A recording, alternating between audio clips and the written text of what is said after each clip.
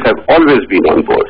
The other important development, Mr. Bajpai, is that Pakistan has decided, at least in principle, to accord MFN status to India, and our Prime Minister, coming back from the Maldives, has indicated that India now wants to push one step further and negotiate a preferred or preferential trade agreement. How important would that be? Please, let's be very correct on facts. The Prime Minister did not say that in relation to Pakistan. The press has misreported it. What he said was that he would like to see SAFTA have such an agreement for the benefit of the LDCs. Pakistan is not one of them. May I also please try and remind our audience of history. We did have a breakthrough before. I had the privilege of restoring relations with Pakistan in 1976, and the first thing that happened was that Mr. Bhutto authorized freeing of trade between us. The moment he fell, the army banned it. So how far the army is on board, I leave for history to decide. But also may I say that I find this a little hard to understand. We're constantly, or many people in India are saying we must make allowances for the political circumstances of the Pakistani leadership, and at the same time saying that our Prime Minister is a prisoner of our politics. But surely somebody must understand our political situation also.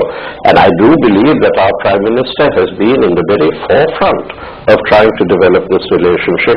To say that he is hanging back, I think, is very unfair. Siddharth Varadarajan, have you been somewhat unduly sympathetic and understanding of Mr. Gilani and somewhat less than sympathetic and understanding of Dr. Manmohan Singh, which is what Mr. Bajpai seems to be suggesting?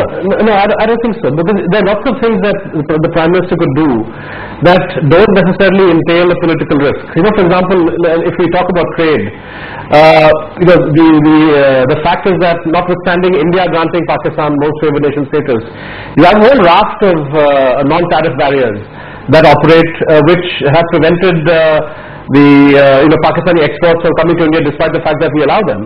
Now, we have to take a decision here, and I know that this has been discussed at the highest levels, that enhanced Pakistan-India trade is a win. It's a no-brainer. So it's a winning situation for India, because you want to push the bilateral relationship in the sphere of greater economic links, so that's one issue. Visas is another issue where our system has been incredibly bloody-minded. There is no great political cost to pay if you have a slightly more rational visa system, where people who are, I got an email today from a Pakistani peace campaigner who has spent the last 25 years of her life fighting for Indo-Pak relations, and she is supposed to speak at a conference in Bombay on the 22nd of November, and her visa, which she applied for 3 months ago, still hasn't come through because of Home Ministry delaying the clearance. So, these are foolish things. We need to say, okay, on visas, on trade, let's be rational. I'm not saying you open the doors and expose yourself to risks, but let's have a rational system. So okay. I hope that the Prime Minister will implement some of these things. Of course, there are wider constraints which he needs to address through a system of consultation with the opposition parties, particularly the BJP. Let's for a moment look not at the constraints, but the one critical factor, Aziz Ahmed Khan, that holds back improvement of relations. And as far as India is concerned, that happens to be not just the wider issue of terror, but specifically the perception that Pakistan is stalling on the 2008 case. After all, after 160 people who have been identified as witnesses so far, only 3 or 4 have actually testified. Why is that case moving so very slowly, with judges being changed 4 times? I think the legal systems in both the countries are about the same, and people should be able to understand the way these court cases move.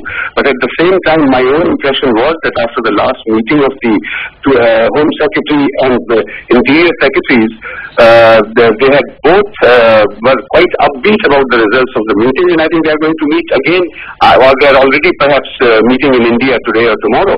The Home Secretaries are meeting in December. It's the Commerce Secretaries who are meeting at the moment. Secretaries are meeting, sorry, yes. Can I interrupt? Can I put this to you? You see, it's not just that the case seems to be moving at snail's pace, but the Americans, and I believe it was perhaps Hillary Clinton, but I could be wrong, have revealed that Zakir Rahman Lakhvi, while still in jail, is actually in telephone contact with his people. That's very worrying to people in India. I think we have mechanisms in place where we can ask these kinds of questions and allay these kinds of apprehensions directly talking to each other, rather than listening to third parties who may not have very good understanding of these issues and these situations. India and Pakistan's legal systems, police systems, all are almost identical, and I think when we talk to each other, we can explain things much better, and we can give answers to these kind of queries. And I'm sure that the Home Secretary and Interior Secretary, when they meet, they can clarify. In any case, the Judicial Commission is also from Pakistan, is about to visit India, and that would also be a forward movement as far as this case is concerned. Mr. Bajpai, in your eyes, how much of a stumbling block is this case, which so many believe is really stalled? Or do you go by the line that Nirupama Rao gave our sister program Devil's Advocate in July, just before she stepped down as Foreign Secretary, that we need to be more understanding, not just of the constraints on the Pakistani side, but the steps that they've also taken? Well, I'm sure we're showing a great deal of understanding. After all, our record of patience and forbearance is unequal, so I don't think we need to labor that point, but I remain to be convinced that Pakistan has done all it could. What's your answer on that?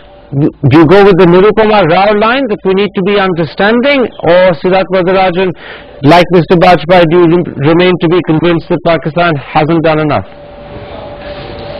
Pakistan has done enough, quite frankly. But if there is any solace to be drawn, the fact is that they haven't done enough in a whole range of cases, including cases where their own leaders have been killed. So you're looking at a state where, I mean, Aziz Ahmed Khan Sahab is right that the Pakistani and Indian judicial system share legendary delays. They have that in common. But the Pakistani system has the additional burden of judges running scared for their life when they hear particular cases or give tough decisions, and so the whole mechanism has kind of gotten corroded in Pakistan in such a way that I'm not very sure that the 2611 trial that's going on in Pakistan will reach a happy ending as far as we are concerned. My sense is that we have to factor that in. This is the harsh reality of Pakistan that you have to factor in, and you have to recognize that if we want to protect ourselves from terrorist attacks, we have to harden ourselves internally. We have to get our internal mechanisms right. We have to continue to put pressure on Pakistan, but we should not allow the lack of progress in this case to derail the possibility of incremental improvements in other fronts, particularly trade. All right, gentlemen, let's take a break at that point. We'll come back and ask a wider question. Do Pakistan's compulsions and constraints on its western border provide a moment of opportunity for India which we should grab with both hands, or is that just a tactical and possibly venturing issue? See you in a moment after the break.